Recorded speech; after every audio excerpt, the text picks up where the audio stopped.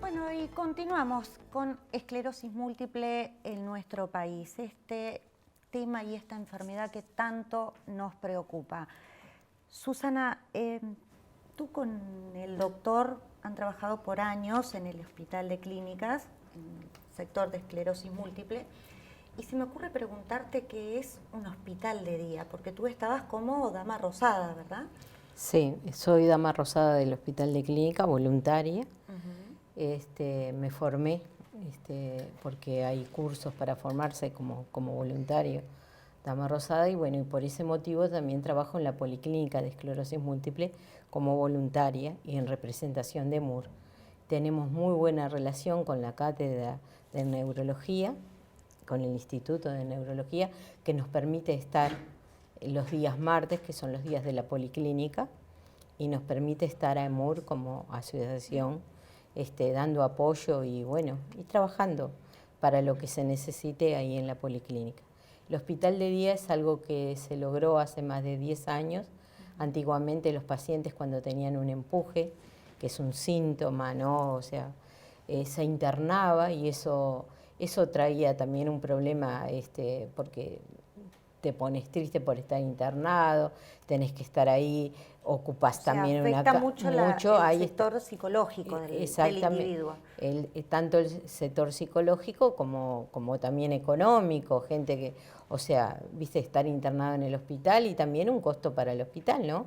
Porque entonces se logró tener ese lugar que se llama Hospital de Día, que en muchos países del mundo se usa eso. Entonces el paciente cuando tiene un empuje y concurre a su neurólogo y tiene un empuje, en vez de quedar internado, se va a ese lugar que hay enfermeros especializados en esclerosis múltiple, entonces ahí se administra la medicación son los corticoides, la metroprednisolona, y según lo que indique es de 3 a 5 días, según lo que indique el neurólogo tratante. Entonces ellos van ahí, están 1 hora, hora y media, 2, depende cómo se le vaya pasando la medicación, se van para su casa con el circuito y vuelven al otro día. Entonces no están internados y eso es un gran logro, es un gran alivio, tanto para el paciente más, digo, como también para el hospital, ¿no? Ustedes, independiente de esto del hospital, que es excelente, en EMUR también tienen diferentes actividades para este tipo de pacientes. ¿Cuáles son? Bueno, en EMUR tenemos un taller de yoga que se hace una vez por semana. Tenemos un profesor de yoga, Álvaro Pedraza, y que es especializado porque es muy recomendada en el mundo para la esclerosis múltiple hacer yoga. Tenemos clases de informática, en un momento tuvimos equinoterapia, pero por razones económicas tuvimos que dejar esa actividad. Y bueno, y tenemos talleres, tenemos a cargo de la licenciada Ana García, que es la psicóloga de EMUR. Se hacen talleres grupales para pacientes y para familiares. También tenemos muy buena comunicación con el resto de las asociaciones de los países hermanos y se traen otros especialistas a dar charlas, a dar talleres en EMUR. Esa actividad hacemos. Doctor, ¿cuáles son las formas clínicas de la esclerosis múltiple, por ejemplo? Bueno, como decíamos, es una enfermedad progresiva y crónica, que una vez que aparece en el enfermo va a estar siempre, pero no hay dos enfermos iguales, sino que varía notablemente de persona a persona y también en los síntomas. La forma lejos más frecuente es aquella forma que se llama en empujes y remisiones. ¿Me puede definir qué es un empuje, qué es una remisión, por ejemplo? El empuje es, por ejemplo, la aparición o la exacerbación de una sintomatología que ya tenía el enfermo o la aparición de una nueva.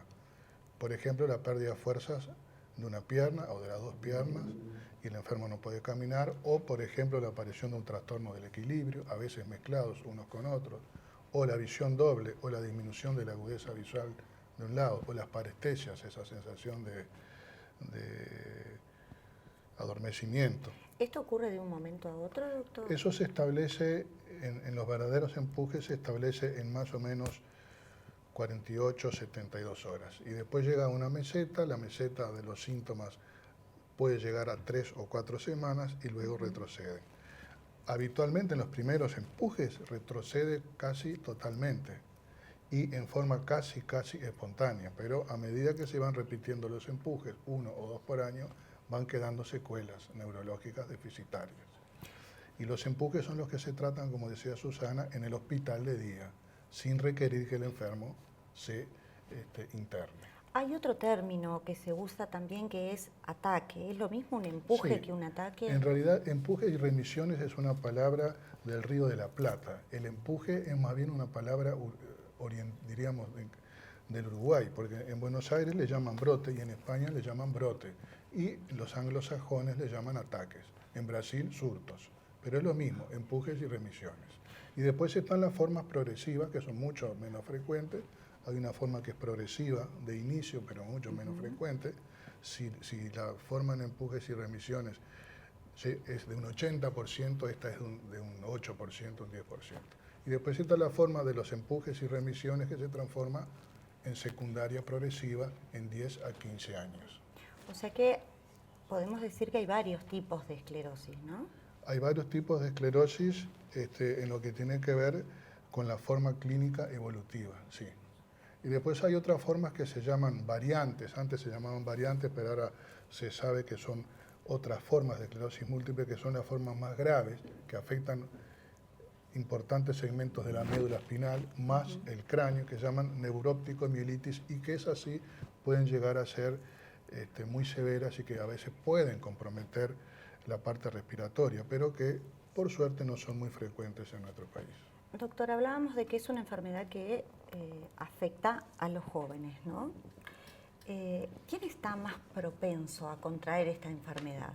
Bueno, afecta a los jóvenes, pero puede empezar antes de los 20 años, puede haber en los niños y puede haber después de los 30 a 35, y son las formas tardías para nosotros, ¿no? Las que empiezan por encima de los 35 años son formas tardías, pero fundamentalmente es una enfermedad de los jóvenes.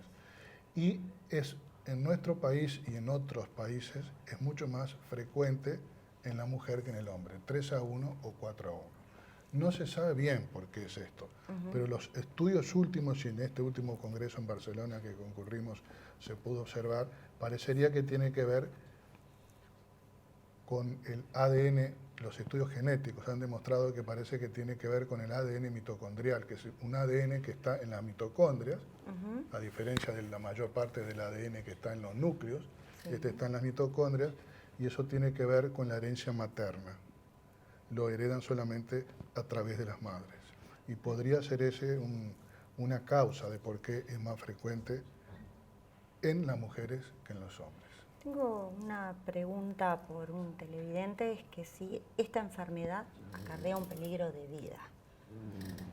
Bueno, como yo decía, es una enfermedad crónica y progresiva y que no es igual nunca de un paciente para otro. No es frecuente que en nuestro país la enfermedad acarree un riesgo de vida. En realidad hemos hecho algunos estudios y se han hecho en otras partes del mundo estudios más amplios en los que se demuestra que no se acorta la sobrevida, o si se acorta muy poco. En realidad el problema es la discapacidad y todos los elementos que acarrea la discapacidad. Y lograr que ese individuo tenga una buena calidad de vida. Justamente que es lo que se está tratando con la accesibilidad no solo a la medicación, sino a todos los elementos de rehabilitación y evitar la discriminación de estos pacientes. Justamente le iba a preguntar a Susana que en la campaña del 2014 y 2015, la campaña mundial que se hizo sobre esclerosis múltiple, el tema o el eslogan era la accesibilidad. Se volvió a repetir. ¿Eso por qué fue? ¿Porque las voces no se hicieron oír demasiado? Digo, porque convengamos que si vamos solamente a América del Sur, hay muchísima prevalencia con esta enfermedad. ¿Es porque no encuentran apoyo? ¿Qué es lo que pasa aquí, Susana? Y bueno, se siguió con este tema porque no solamente se busca la accesibilidad en la parte arquitectónica, ¿no? Sino accesibilidad a los medicamentos, a los tratamientos, a la educación, al ocio, que a veces no le damos importancia y las personas con discapacidad necesitan también del ocio como el resto de la sociedad, ¿no? Que eso es muy importante, esa parte social, ¿no? Al no ser excluido, estas personas tienden a alejarse, a aislarse, a quedarse en soledad. ¿Por qué? Porque no tienen el acceso a las oportunidades, tanto en el estudio, porque como bien dijo el doctor, si damos un diagnóstico precoz y se le dan tratamientos precoces, esta persona puede tener una mejor calidad de vida y poder hacer una vida con algunas dificultades, pero hacer una vida, vamos a decir, normal, ¿no? Entonces, ¿quién se tiene que preparar para todo esto? ¿Son ellos o somos nosotros como sociedad para darle las oportunidades a esas personas con discapacidad para que tengan las oportunidades como cualquier otro ciudadano? Herramientas y educación para todos. Exactamente, herramientas y educación para... Por eso el MUR también trabaja y se reúne y estamos trabajando siempre, continuamente, con otros grupos, con otras asociaciones que trabajamos en el tema de discapacidad para que estos derechos sean respetados, para que los pacientes con esclerosis múltiple, como de otras patologías, tengan el derecho de hacer una vida, si se quiere, normal, que tengan esa oportunidad al empleo. Sí, esto está pasando a nivel mundial, sin ir más lejos, hace apenas unos días vinieron 2 pilotos promocionando o alzando la voz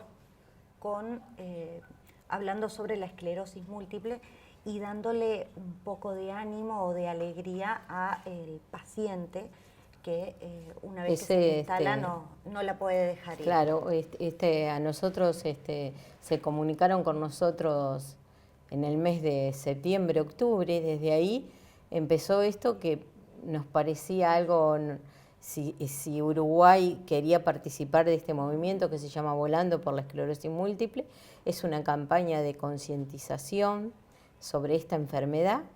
Y bueno, la verdad que tuvimos el agrado de recibirnos, fue el 5 de enero, ellos llegaron el 2, el 5 de enero hicimos la actividad en Melilla. Y bueno, la verdad que es muy gratificante y eso es como tú decías, te da es una contención diferente. Es diferente, fue un día diferente tanto para los pacientes como para todas las personas que concurrimos. Y bueno, te da esa inyección de bueno, sí se puede, ¿no? Y date cuenta que mira qué cosa... Solos, y no estamos solos. Y otra cosa muy importante es que se unió a ellos un voluntario de MUR que es hijo de una paciente con esclerosis múltiple, Santiago, y sigue el viaje con ellos, en este momento está en Asunción del Paraguay, así que tenía que ser uruguayo y date cuenta, por una causa noble como en Y bueno, algo que nos beneficia a todos, los que padecen esta enfermedad y los que no también. Sí. Doctor, hablábamos sobre prevención, hablábamos sobre cómo se instala esta enfermedad, pero no hablamos en ningún momento del tratamiento. No. ¿Cuáles son los tratamientos? Primero decir que desde el punto de vista de la prevención no hay prevención, porque esta enfermedad no se puede prevenir. No hay una vacuna porque no sabemos la causa de la enfermedad. Pero prevenimos informándonos. Ahí está. Quizás. Eso sí. Hay que consultar entonces al neurólogo, que los neurólogos uruguayos están muy capacitados para hacer un diagnóstico precoz. Entonces el tratamiento primero es el diagnóstico correcto y precoz, y a partir de ahí tratar de usar los fármacos de primera generación o de última generación o de segunda generación. Estos últimos son un poco más efectivos que los de primera generación, pero dar los fármacos verdaderos que son los que pueden ayudar al enfermo y mejorar la calidad de vida del enfermo si se dan en el momento oportuno, es decir, al comienzo de la enfermedad.